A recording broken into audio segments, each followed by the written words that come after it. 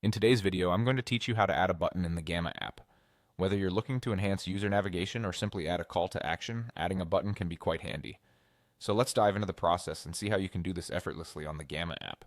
First, you'll need to log into the Gamma app, right? Once you're on the main dashboard, navigate to the Gammas tab. You'll find this easily as part of the main navigation options, and this is where we begin our button creation journey. After accessing the Gammas tab, you'll see a list of your projects. Click on the specific project where you want to add a button. It's important to select the correct project to ensure all changes are reflected where you intend them to be.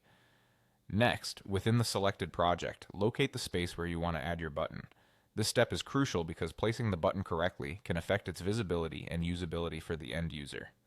Think about where it would make the most sense to have an interactive element for your visitors. Once you've chosen the space, direct your attention to the right side of your screen. Here you'll find various options under the basic blocks. Click on this section.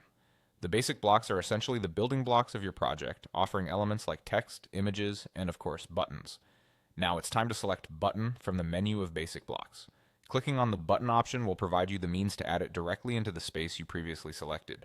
This feature is incredibly useful, especially when you're looking to streamline the design process, keeping it efficient and clean without unnecessary clutter.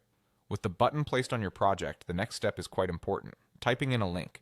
By assigning a URL to the button, you ensure that when it's clicked, it directs users to the intended web page. This is particularly useful for call to action buttons leading to external resources or different sections within your app. Finally, don't forget about styling your button. You can modify font sizes, colors, and even the shapes of buttons to fit your overall design and branding better.